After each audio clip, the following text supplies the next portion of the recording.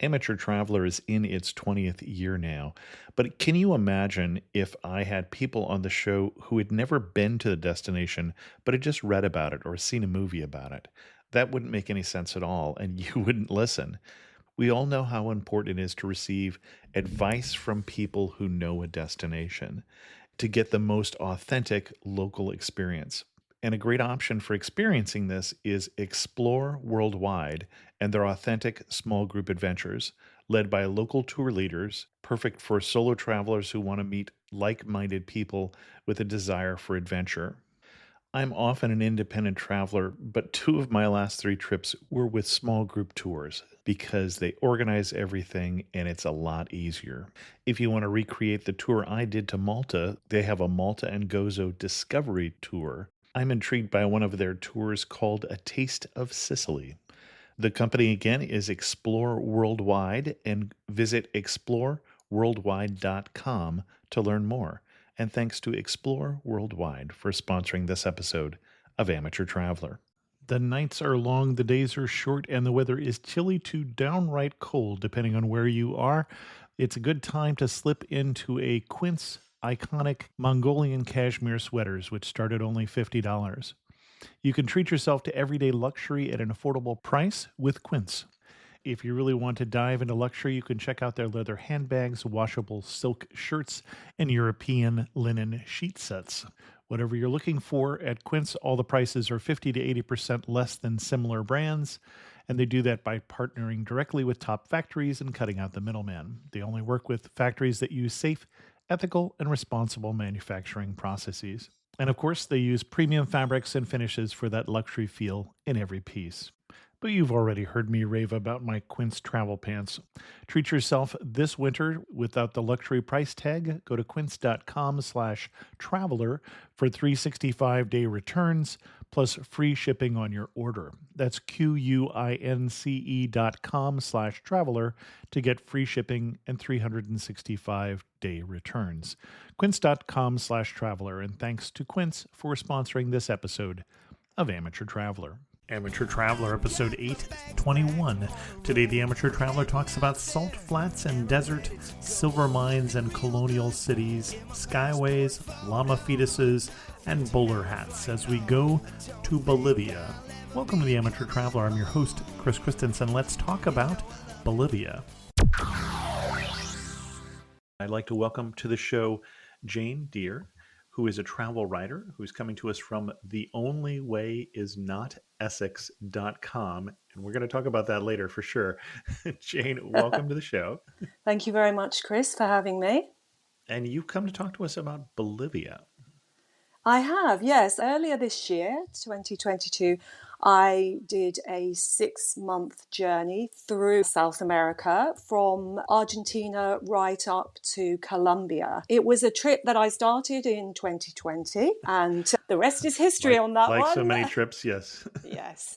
So I did spend 5 months there, but didn't get beyond Chile. So I went back to finish my trip, and I finally got to beautiful Bolivia on this trip. A friend of mine, a friend from school, had told me it was her favourite country of all time. And she's visited over 100 countries in a bid to do the 197, which is every country in the world. Yep. So I was absolutely intrigued because she clearly is a serious traveller. Because if you've visited over 100 countries and Bolivia is your favourite, there must be something very good about it, very special about it. And I don't have favourite countries. I've visited about 85 countries, but I don't have favourite countries because I see unique and wonderful things in every country I go to. Also some trials and tribulations, obviously. Sure. But I find it very hard to actually say, oh, yes, this is a country that I favour over another. But I have to say, I did love Bolivia. I spent 3 weeks travelling through Bolivia. I travelled as a backpacker. I travelled from the south up through to the north. So from Argentina up through to Peru. And that's quite a well-worn trail that I would recommend. But if people are coming from North America and they want to do just Bolivia as a destination, they'll probably fly into La Paz, which is the political capital. And before we do that, I'm going to interrupt you just a little bit here. But before we start to getting into the details, why should someone go to Bolivia before we have them landing in La Paz and Yeah, yeah. exploring? Let's think about why they got on the plane. They should go to Bolivia because it's a very diverse country. It has the largest salt flats in the world, the Uyuni salt flats, which I visited. And I did that on a 3-day tour. They should also go because it's a great way of having a budget trip to the Amazon. It has part of the Amazon Amazon rainforest. Basin. Yes, in the northeast. And you can go there and have amazing experiences, see all the classic wildlife in the Amazon rainforest, and it is much cheaper than if you go to the classic Brazil destinations. It's a very diverse country. I think it's the 27th largest country in the world. You don't think of it as a big country, but it is. No. It's landlocked, and there's a dry forest as well as the rainforest, the El Chaco, which again is in the eastern side of the country. There are wetlands, so it shares the Pantanal with Brazil. Obviously, the Andes is absolutely spectacular. There are deserts in the south. There are incredible deserts. I particularly enjoyed the Salvador Dali Desert. And it's called Salvador Dali Desert for a reason, because it's as if it's an impressionist painting. I know Salvador Dali isn't an impressionist painter, but it's soft pastel colours, the plains and the mountains. It's absolutely beautiful, and volcanoes. It has a lot of coloured lagoons that you can travel one to the other, and they have spectacular backdrops of classic cone volcanoes and amazing wildlife. So some of them are absolutely covered in flamingos. And, Why don't we get back to the itinerary, which you were starting us on before that? Yeah, I started in the south, but you can do it from north to south, but I started in the south. And I did the 3-day, 2-night tour from Uyuni, which you can also do from Tupiza, which is it was further south, but most people pick it up in Uyuni. And our first... And you're down near the salt flats and the desert part at that point. Yes, Uyuni is right on the edge of the salt flats. So they're known as the Uyuni salt flats. They're the largest in the world. They're roughly the size of Jamaica. So that puts it into context. And you get a different experience if you go in the dry season compared to the wet season. You need to consider when you travel to Bolivia the season, because if you go to the salt lakes in the wet season, which I did, you can see the mirror effect on the salt flats. So we drove out onto the salt flats, and it's covered by a film of several millimeters of water when I was there. I think it does get deeper. And in the distance are mountains and fluffy clouds, and they are reflected in the lake that is formed on the salt flats. It looks actually like a frozen lake, if you didn't know that it's not a frozen lake. It was formed, I think, 25 million years ago when the Andes were pushed up.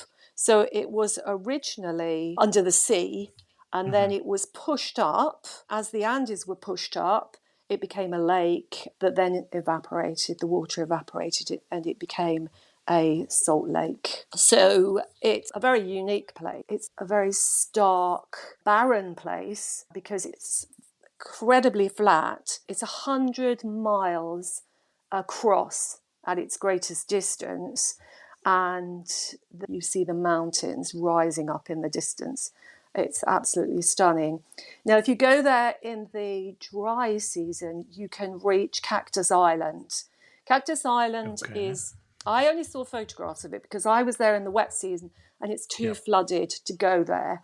But I have fellow travellers who sent pictures of it, and it's like Cactus Island is like an island, a brown island that rises up out of the salt flats and is covered in cactus. So if you go in the dry season, that's what you do. And then you see the salt flats are very crusted and they form amazing patterns. We stayed in a salt hotel and we ate our meals in salt restaurants, which are incredible because everything's made of salt. I tested it out. I tasted the walls and the bed and the bedside tables and the dressing table, and they're all made of salt. And then they have beautiful murals on the walls that are carved out of salt of indigenous people and llamas and alpacas.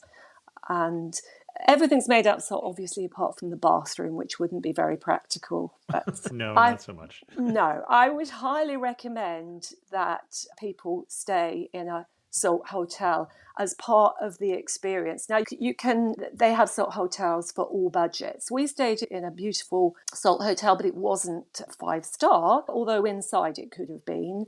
But there are, in the middle of the salt flats, there is a salt hotel and restaurant where people stay. So you can pick them according to your budget. But if you book on a tour, then the first night you just need to check, but it's normally in a salt hotel. And then we had our meals, lunch, dinner, breakfast on that day in salt restaurants. So the tables, the chairs were all made out of salt. Yes. And we had a llama on the menu on that day, which is something I recommend people try when they're in Bolivia, because Bolivia is really the capital of the llama and the alpaca herds. And then there are vicuñas. Vicuñas are the wild cousins of the llama and the alpaca, which have been domesticated.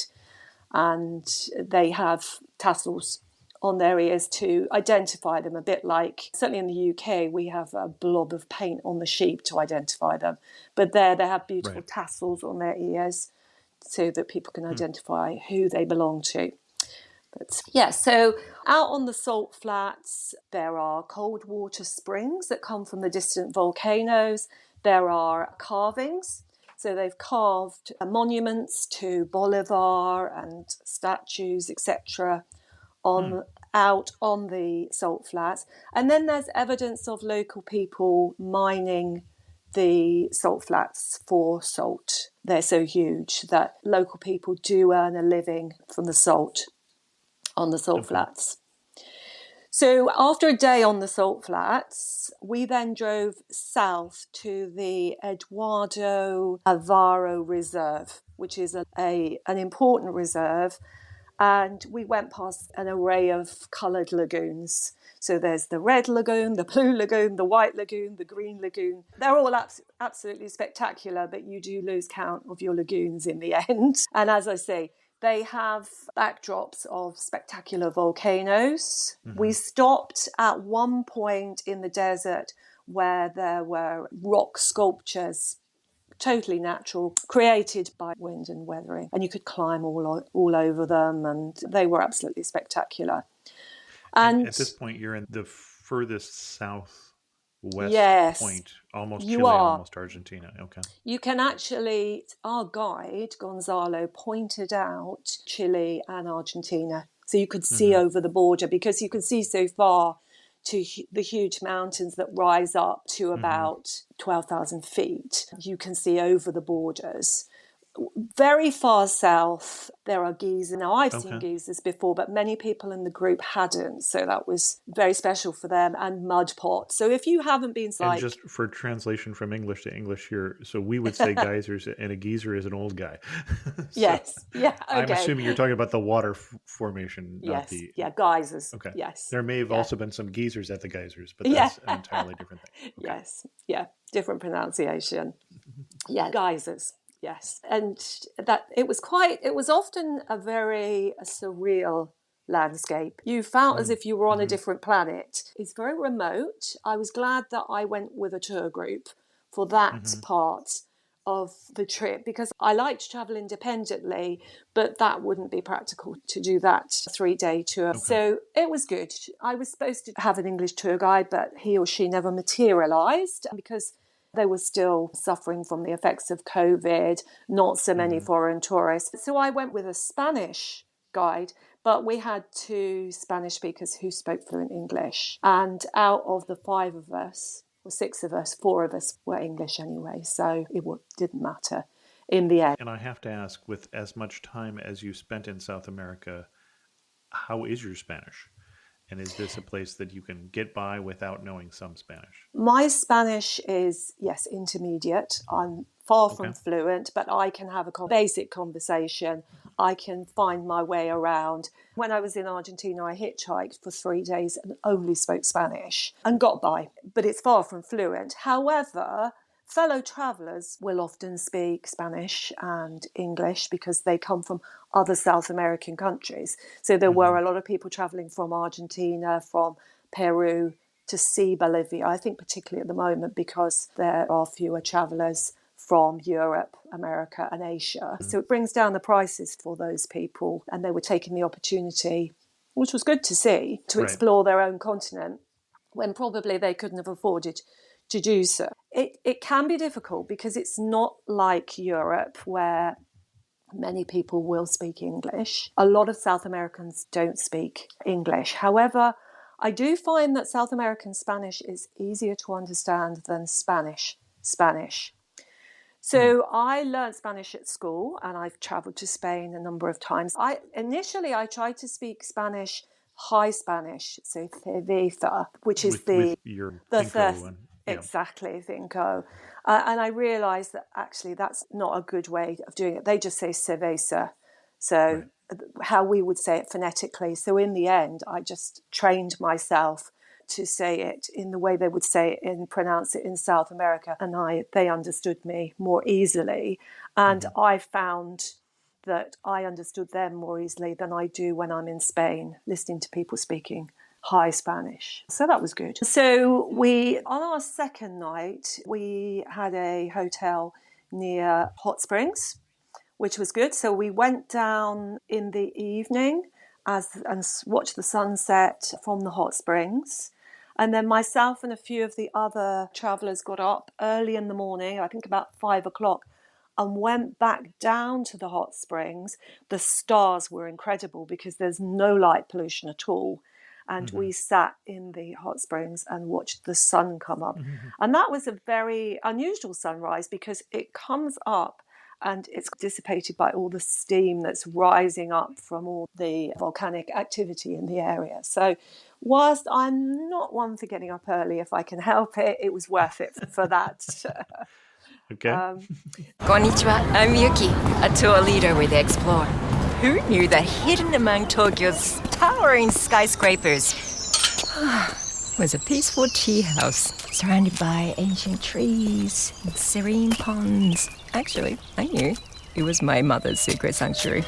Not everyone knows about Tokyo's Hamarikyu Gardens. Arigatou gozaimasu. But you will if you explore. Search exploreworldwide.com. And don't just travel, explore. Don't miss out on the last few weeks of football action with Prize Picks, the best place to win cash while watching the playoffs. The app is simple. Pick more or less on at least 2 players for a shot to win up to 1,000 times your cash. Download the Prize Picks Daily Fantasy Sports app today and use code FIELD and get $50 instantly when you play $5. That's code FIELD on Prize Picks to get $50 instantly when you play $5. You don't even need to win to receive the $50 bonus. It's guaranteed. Prize Picks. Run your game. Must be present in certain states. Visit prizepicks.com for restrictions and details. The other thing to remember is it gets very cold at night. It's Sure. because of You're in a altitude. desert. Yes, you're not just because you're in the desert, you're so high up. Also high up. Yes. Okay. It's at a lot of it was 12,000 feet because you're in the high Andes. And you get this throughout the western side of Bolivia. If you go to the rainforest or the El Chaco dry forest or the Pantanal, you're down at sea level again. But if you travel the route that I travelled, it was cold at night. It could be very warm and sunny during the day. It's warmer in the wet season than it is in the dry season. That makes sense. Yes, they don't have the 4 seasons. They have Right. wet and dry season. But I do feel the cold, and I had 4 blankets on my bed at night. Okay. They would always give you extra blankets, and I would often wear several layers of clothes because it does get chilly and it doesn't seem to bother the locals. Whereas we would have roaring fires and double glazing and heating. They don't seem to have that very often unless you stay in 4 and 5-star hotels. But Okay. it depends. If you're more of a budget traveller, you often don't find that. So it can get chilly at night, but it never stopped me sleeping or bothered me too much. And then obviously you have to think about altitude sickness. But again, I wasn't really bothered by altitude sickness. It can affect you any age, any fitness. And it's hard to predict who will tend to it and who will not. Exactly. Yes. Yeah. They chew coca leaves or drink coca tea. You can't take any back to the States or to Europe. I had to drink all my coca tea before I flew home because it's illegal, but it doesn't actually have any hallucinogenic effect on you, but it does help with altitude sickness. So lots of people will just chew some in the side of their mouths just to alleviate the effects of, you can get a headache or it may stop you from sleeping. I was never sure whether it was just tiredness or whether it was altitude sickness, so it didn't affect me badly. The other thing to consider is when I first went into Bolivia, I'd gone up gradually over several weeks through Argentina, where you go up to altitude and then into Bolivia. However, if you fly from the States, for example, to Bolivia, you're going within a matter of hours to altitude. All at once, right. All at once. So you need to give yourself a few days to acclimatize, whether you're badly affected or not. But obviously the best way to counteract altitude is to go back down to sea level, but that isn't easy when you're in the middle of Bolivia. But as I say, I didn't meet anybody that was badly affected by it. I think when you read about it, I was quite nervous about it. I was anticipating that I may suffer from the effects of it, but in the end I didn't. So I would try not to worry too much about it, but just be aware that it can be something that may be a serious issue for you, but unlikely to be. I think I usually find that at 12,000 feet or so, 2 miles up, that it doesn't tend to be I have to get down because or I will die sort of thing. Like if you're climbing Kilimanjaro, then you're up another mile or so, and then it can be serious, but it can knock you out. It can, yes. It can make you breathless, definitely. I definitely felt breathless. And when I was at higher altitude, you can climb volcanoes in Bolivia. I didn't because I saved that for Peru. One can climb volcanoes. Yes, yes. I don't know that I can climb them. No, but yeah, one can if one desires. And I did do some high altitude climbing when I was in Peru. And yes, that does make you very breathless. But there are, I'll talk later about Sucre, which is only about 6,000 feet, 2,000 meters. So that's quite pleasant because it's not at such high altitude, it's warmer. But I'll talk about that a bit later if I may. So we gradually made our way back up to Waiuni, and then from Waiuni I got a bus up to Potosi. Potosi is UNESCO World Heritage town. It's, as I said, I travelled by bus. The buses are very comfortable. They're normally double-decker. I always booked the panoramic seat at the front. You can have a situation where there's no seat belt or the window's a bit loose, but generally I found them quite comfortable. And a lot of people from the bus. Second-class bus is what I'm hearing there. Yes. Not the high end with the Wi-Fi, but not the low end with the chickens. Yes, yeah. I think they would have been quite high end, but they're a bit run down.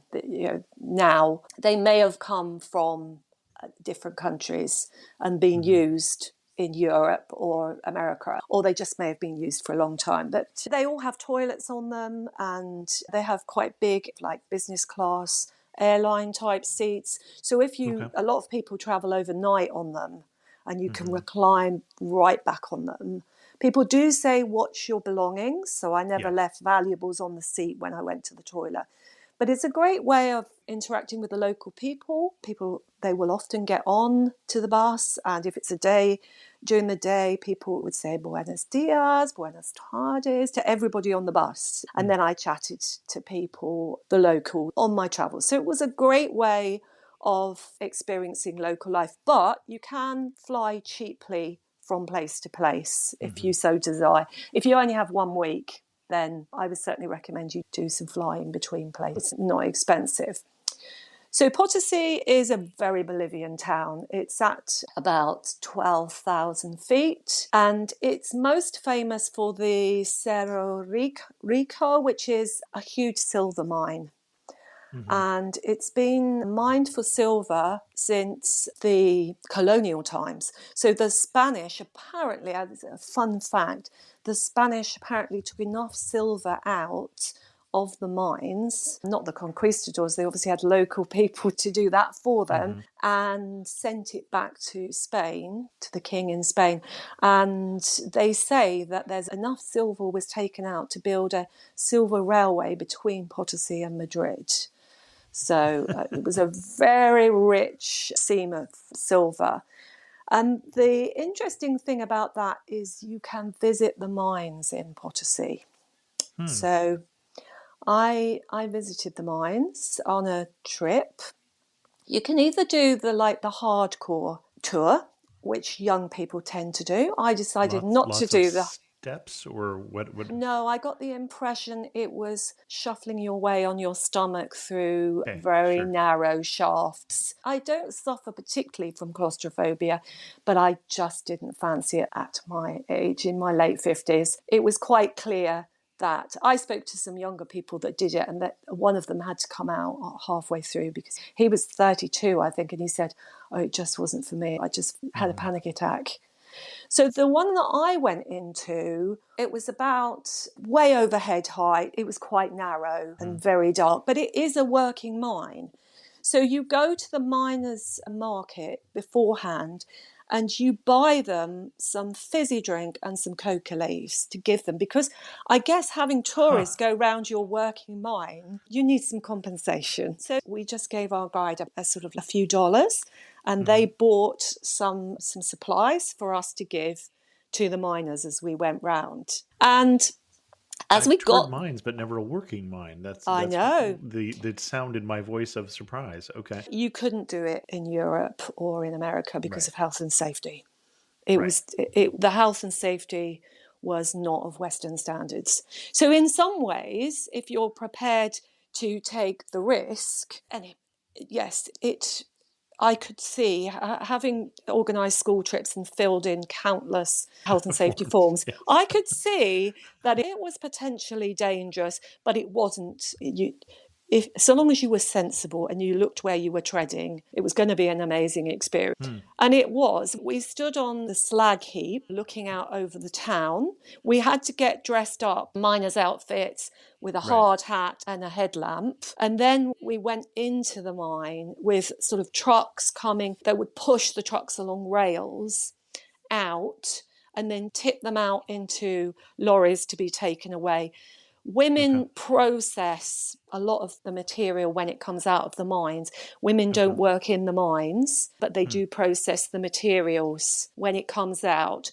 I've just got a short extract from the book that I'm writing to read about my experience going into the mine, which hopefully will give listeners an idea of how it felt to go in. So entering the mine shaft was like going through the gates of hell.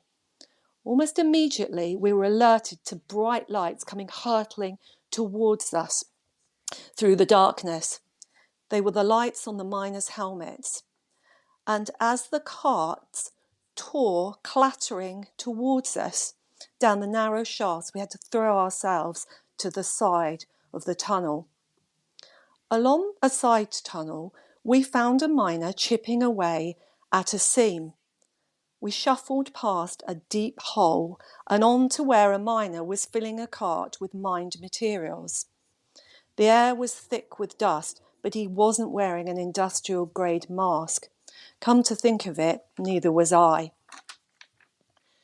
There was an unnerving hissing noise. People die in mines when poisonous gas builds up. Juan, our guide, assured us that it was oxygen from a compressor for machinery. A group of miners, once on a break, told us that the pay was good. At about $1,500 a month, it was very good. But when we passed a deep shaft, a black hole that went down 100 feet and were told that there were miners working down there, it became clear that they earned every penny.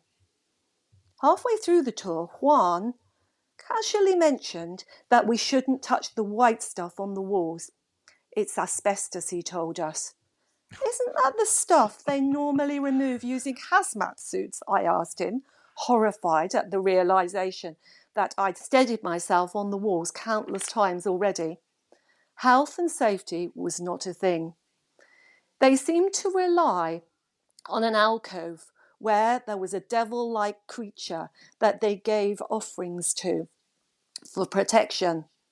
It clearly didn't work because, sadly, many died by the age of 40 of silicosis and in accidents. So that was my diary that I wrote up that night when I got back to my hotel. And yes, it was an amazing experience. And the fact that you can go into a mine there that you wouldn't be able to go into in probably most of the world. As you said, you've been into mines, but not working mines. And we were literally with the miners. It wasn't a case of we were kept away watching them from a distance. We were having to get out of the way as they pushed the carts. Yes, it was quite the one thing I would be specifically concerned about as somebody who's 6'3" in a Bolivian mine is that in the whole world, the country with the statistically shortest people is Bolivia. Is that going to be an extra problem for a tall person in a Bolivia silver mine? You might have to stoop in a few places, but if you go into the one that I went into on my tour, myself and another man who was older went into the mine shaft that's closer to the top, and you didn't need to be crawling through narrow spaces. So if you were tall, yes, you would still be able to go in there. And if you're not particularly claustrophobic, but if you're really claustrophobic, we did go 250 meters in and there wasn't much light. And as I said, you had to be careful because there was no warning of deep holes that went down 100 feet. But yes, it was I can't think of what cave I was in somewhere in the world. And at one point, the tour had to divide in two because they said you can either roll through here or you could go around and come back with us. And half the group went, no. Yes, absolutely. Completely no. I agree with you. I compared the one that the younger people did to the skydiving equivalent of going in a mine. It was just scary by the sounds of it. And whilst I consider myself to be a very adventurous person, I do draw the line. And I do think also as you get older, there are certain things that become harder. I should say I was one of the ones who rolled through. But oh, I'm impressed. Very good. Okay. Obviously, the mine in Potosi is very important, but the rest of the town, city that Silver built. Yes, absolutely. It is a bit faded and a bit run down, but the House of Coin, which is a colonial mint, very important, is one of the oldest buildings in South America. And I'd highly recommend that you go on a tour. So again, I went on a Spanish tour, but the tour guide spoke some English, so she gave me the salient points as we went round. And it used, obviously, the silver and the gold from the region to make coins during colonial times. And then when Bolivia got its independence in 1825, it then took over as the Bolivian mint. It's no longer used as a mint anymore. It's a museum now. But I'd recommend that you go there and have a wander around the colonial town. But it's as I say, it's a UNESCO World Heritage site. So that would be the House of Coin. That'd be the Casa Nacional de la Moneda, the National House of Money. Yes, absolutely, literally. Yes, yeah. They literally early on in colonial times, they had mules that they bought from Argentina to walk or move the huge wheels in order to make ingots, to press ingots. So, yeah, it was very interesting to see. And they had some colonial era paintings. It was a fascinating tour. From Potosi, I then took a Collectivo. Collectivo is like a shared taxi, which is great. I turned up and shared it with 3 other people. It was about $8 for a 3-hour journey, I know, through the Andes up to Sucre. Now, Sucre is the constitutional capital of Bolivia, and then La Paz is the political capital. The And constitutional capital. Now, there is a yes, phrase I do not know. no, I didn't realise. It's just, I guess, the official capital. They signed the constitution there in Sure, I got 1825. that part. Yeah, and they call it the constitutional capital. But the Okay. political, so it's the official capital, but the political capital, as in Parliament, is in La Paz. So most people Okay. would say La Paz was the capital, but I'm not sure. In a pub quiz, I think you'd have to say Sucre is the, or Sucre, depending on how you pronounce it, is the capital. But yeah, so let's say they have 2 capitals. The thing about Sucre is it's a bit of a relief after the sort of rough and ready of Bolivia. Potosi, as I said, was a very Bolivian town, whereas Sucre, it's only about 6,000 feet high, so it's warmer, it doesn't get as cold at night, and it's felt far more westernized. It's a beautiful whitewashed colonial town, so it's a total contrast to Potosi. I did a tour of where they signed the Constitution. It used to be during colonial times. Again, it's one of the oldest buildings in South America, and it is called The House of Freedom. Casa de la Liberación. So yes, the House of Freedom in English. And it, again, is a museum that you do on a tour.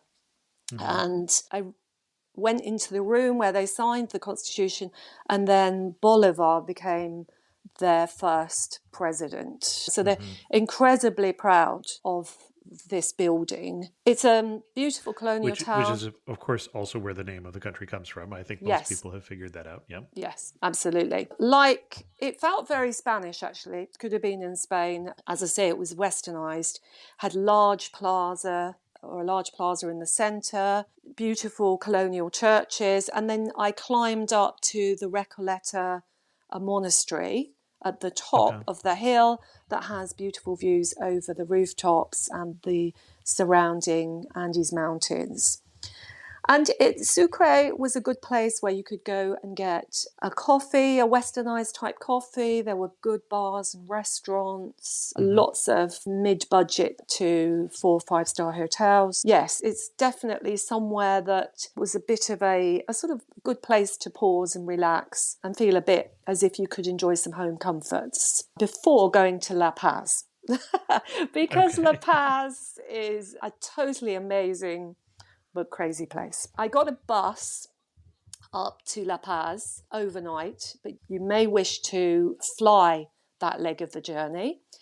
And as we came through, it's 2 cities together. So El Alto is up on the high plateau, and then La Paz, I came through El Alto, which is where you fly to. And then I thought, this is nothing special. I thought it was the outskirts of La Paz, but it was actually El Alto.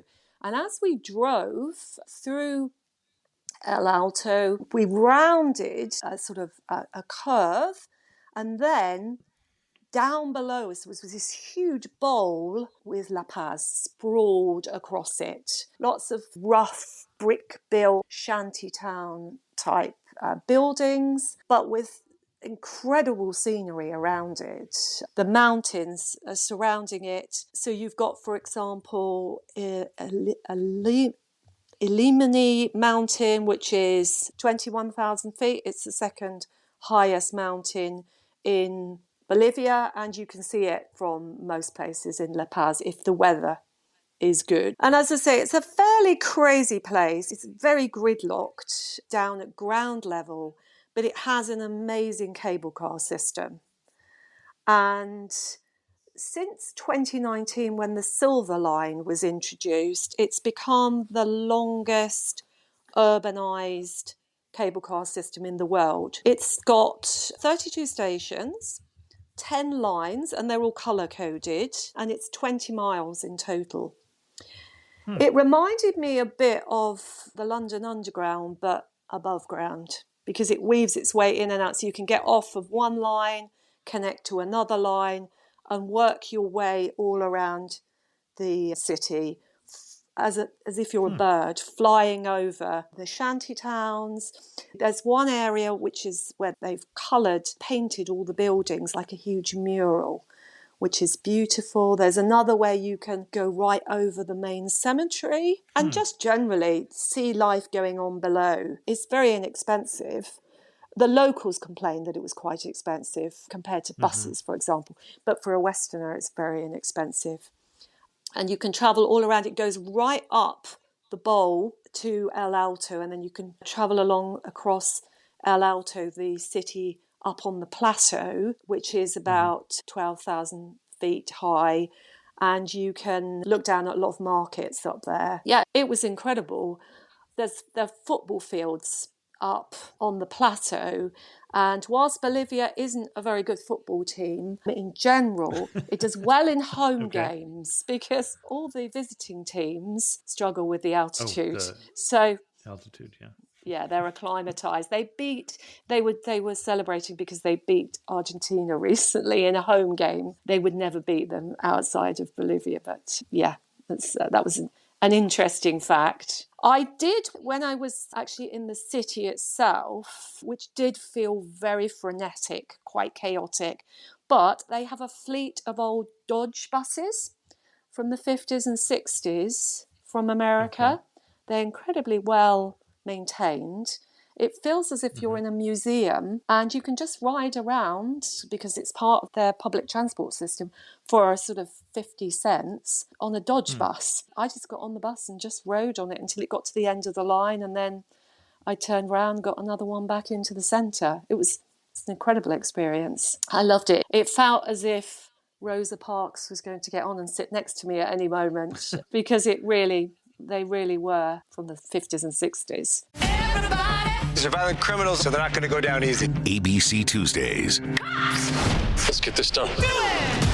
The Rookie is back. We have 2 new rookies starting today. Howdy. Being a cop is stressful 24/7. Every year on the job is different. And Training Day. We have a serial killer at large. Never ends. We need an ambulance! The Rookie. All new Tuesdays on ABC and stream on Hulu. The other place to go in the city is the Witches' Market. Although Bolivia is a very Catholic country, they still, it's mixed with the old traditions of pre-colonial time, the Incas and the pre-Columbia times. And so the Witches' Market, although it attracts tourists, it's very much for local people. So local people go there to buy llama fetuses and dried frogs and all sorts of weird and wonderful potions to which is luck. helpful because around here I have a hard time getting my llama fetuses.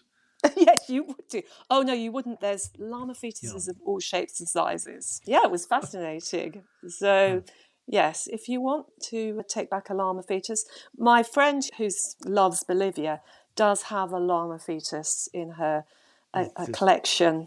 Pickled or dried? I hesitate to ask.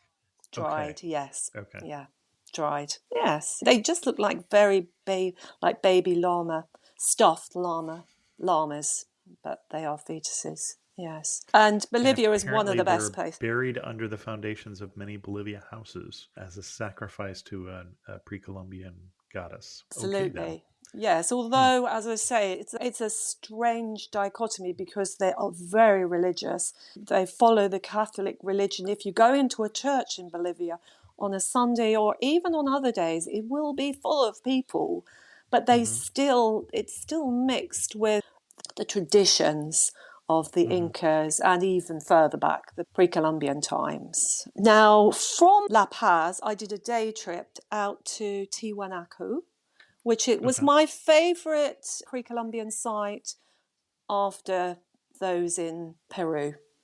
So after Machu Picchu and the ones around Cusco and the Sacred Valley, which are impossible to beat, this was my favourite pre-Columbian. It goes back way before the Incas. And they believe, they don't know that much about it because there was no written history in pre-Columbian times, but they think that it influenced the Inca civilization and the famous Wari civilizations. There are no actual buildings left, but there's a sun gate, a moon gate. It was supposed to have had very religious and spiritual connotations. And so there's a temple, a subterranean temple with some amazing carved heads on the walls. I was very struck by how fascinating it was. It wasn't that busy when we were there, and you really did feel a connection with the people that lived there thousands of years ago. They think that it was deserted in about 1000 AD, but they don't know why. So way before even the Inca civilization. As we went out to, it's about 3 hours, 2.5, 3 hours outside of La Paz, and I went on. It didn't look like it would be nearly that far. I went on a minibus Okay. that was So you did a dropping lot of local stops. people. Okay. So yes, we did some stops. If you go on a tour, then yes, it might be quicker. It looks like it's 30 miles or something like that from La Paz. Yes, I always joke about how on a German motorway you could do it in 30 minutes, but in South America it's 5 It's hours. 3 hours. Yes, yeah. Just because I fell into that or started to fall into that trap all the time of going, Sure. oh yes, it's this long, and then just because the roads are very poor, they're dirt roads to get out there, so you can't travel very fast. They're not high-speed tarmac roads for some of the way. So I've got a short piece that I wrote about my journey out to Tiwanaku. As we drove across the Altiplano, we passed scattered rural settlements where peasant farmers scratched out a living from farming herds of cows and flocks of sheep. Their homes were rough shacks with roofs made of straw or tin. This was where our fellow passengers lived. It was a world apart from mine, but as two women got off, they showed us a 7 Bolivia coin and emphasized that this was the fare. They knew that as foreigners, we were likely to be overcharged. It was touching that these bowler-hatted sisters were watching over us.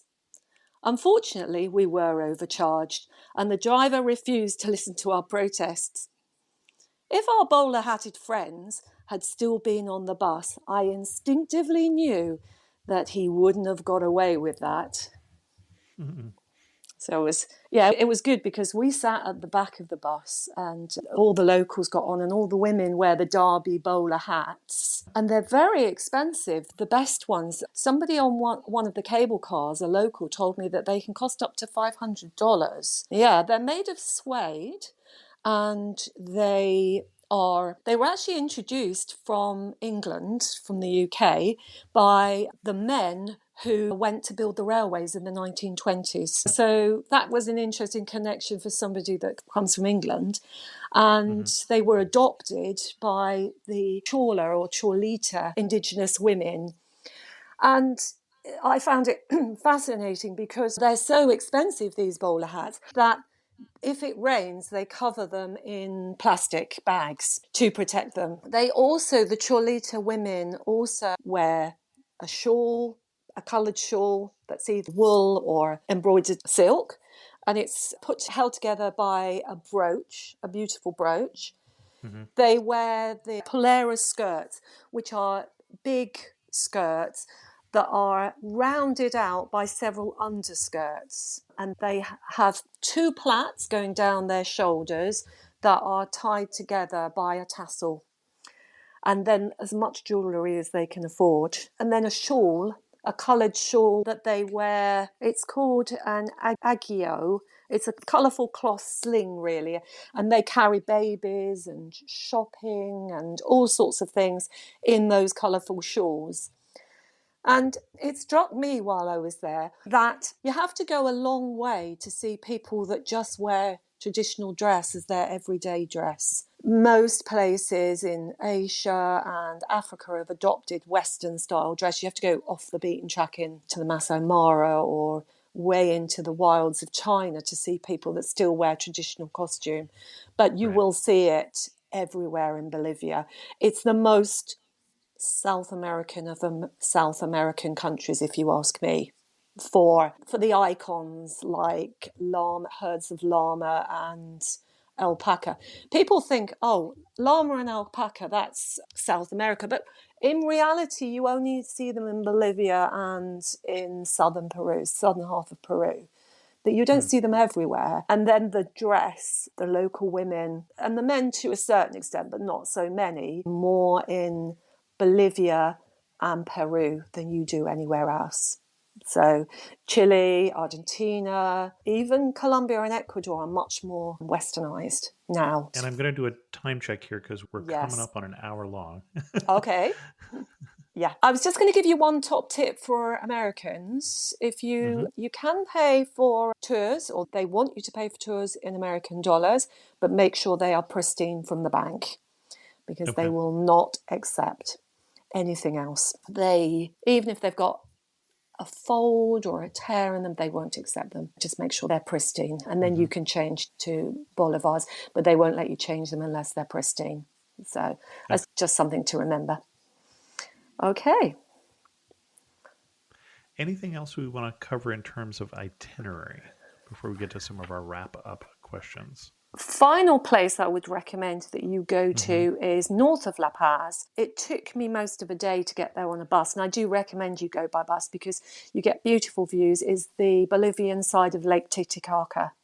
Sure. Hmm. So I took a bus up to Copacabana, and from there I went over to Isla del Sol, which is one of the islands in the middle of Lake Titicaca.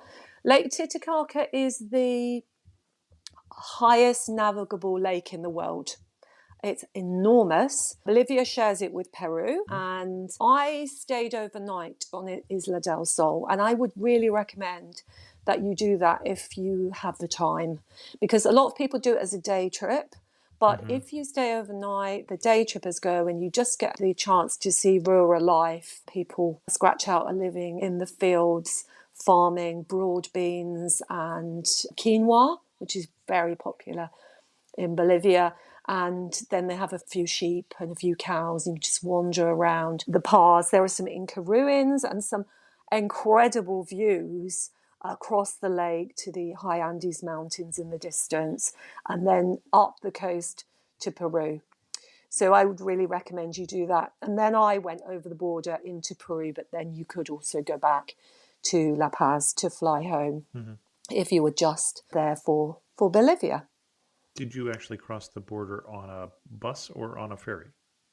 On a bus, Okay. yes. Yeah, it's not possible to do it on a ferry. I did it on a bus. Yeah, it was quite a simple process to get out of Bolivia. Not so simple getting in during Oh, COVID really? times, Okay. Oh, but well. that was because of COVID. Yeah. Yes. Got it. Yeah. Normally, I think it's fine.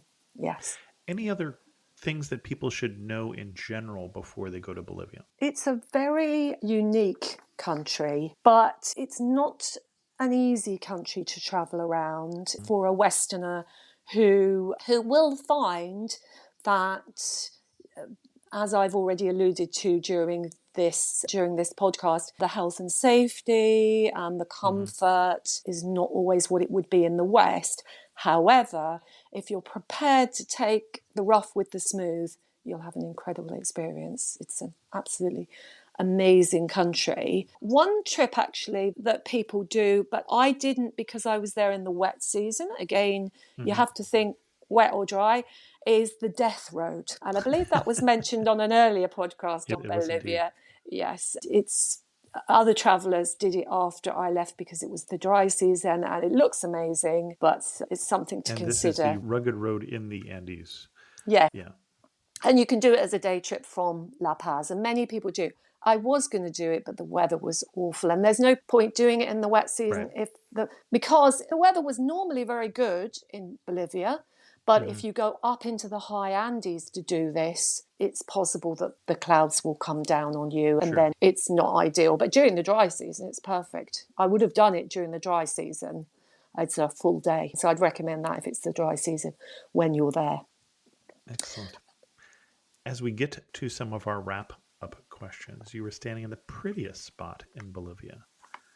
Where are you standing and what are you looking at? I'm standing on the famous salt flats, and I'm looking out at the mirror image of the mountains and the clouds, the fluffy clouds arranged across the tops of the mountains. It was absolutely awe-inspiring.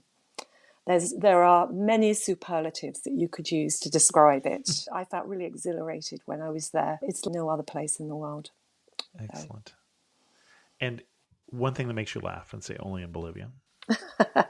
Oh, I think it was travelling on the minibuses, because you'd be on the minibus and the women would get on with the Cholita women would get on with their huge, colourful slings with small babies and all sorts of potatoes and big sacks of alfalfa or quinoa. And we'd chug along together through the bumpy roads, back roads of Bolivia. And I think also the sort of camaraderie that you get with the local people. They are very friendly and very helpful. They're interested in you and they want you to enjoy their country. Excellent. And if you had to summarize Bolivia in just 3 words, what 3 words would you use? Oh, very hard. I came up with a lot, but I would say surreal. Because, as I said, in many places it felt as if I was on another planet, perhaps Mars or the moon. Enigmatic. It's a very unusual country because it has deep roots back to pre-Columbian and Inca times. Many people still speak Aymara and Quechua local languages, not Spanish. So it's an enigma that you need to unwrap and get underneath the skin of Bolivia, and unique. It's really like nowhere else. Excellent. Our guest again has been Jaybe Dear. And Jane, your website, as we mentioned, is theonlywaysnotessex.com. And you have to explain how one came up with The Only Way Is Not Essex. Yes, your British listeners will understand that. We have a very famous programme about the county where I live, which is The Only Way Is Essex, as in it's about life in Essex. And when I went off to travel to far-flung places well away from Essex, I decided to call my website The Only Way Is Not Essex. So it's a play on the reality television programme. Now, you're writing the book, so I'm trusting that when you finish the book and publish it, and I think you're self-publishing this, you'll give me a link that I can put in the show notes so that people can find the book. I will. Short of that, are they going to find any writings on your website about Bolivia, or do we need to wait for the book? You need to wait for the book for Bolivia, but I will publish on there some blog posts, because I also put blog posts on some of the ones that I've read during the podcast. Plus, there are links to a book that I wrote after my travels in South America during the year of 2020. I finished work in December 2019 to do more adventure travel. And not great timing, but I managed to actually do my best in 2020. So I published the Chaotic 20 Travel Diaries, which include my travels in South America and 3 months in Turkey, where I could travel to in the fall of that year. Obviously, Chaotic 20 is a play on COVID-19. And then the year after I travelled, I couldn't go too far afield, so I travelled within the Balkans. So I published It's All a Load of Balkan, which I don't know whether Americans will understand that, will I? I didn't know whether that was a British joke. That one I got. Okay. Yeah. Exactly. So there are links to those 2 books on my website, and I will obviously send you a link when the current book is published, which the title will be Better Late Than Never, in view of the fact that I went back to finish my trip from 2020. Excellent. Our guest again has been Jaybe Dear. Jane, thank you so much for coming on Amateur Traveler and sharing with us your love for Bolivia. Thank you, Chris. It's been an absolute pleasure. I'm a big fan of your podcasts, and I can now say that I've actually been a part of one, so I'm really delighted. Thank you very much. Special thanks go out to the patrons of the show. If you're interested in supporting Amateur Traveler because you've had great vacations because you listen to the show, go to patreon.com/Amateur Traveler. If you haven't gone on vacation after listening to it on Amateur Traveler, do that and see if you don't have a great time. I got some corrections for the last week's show we did in Thessaloniki.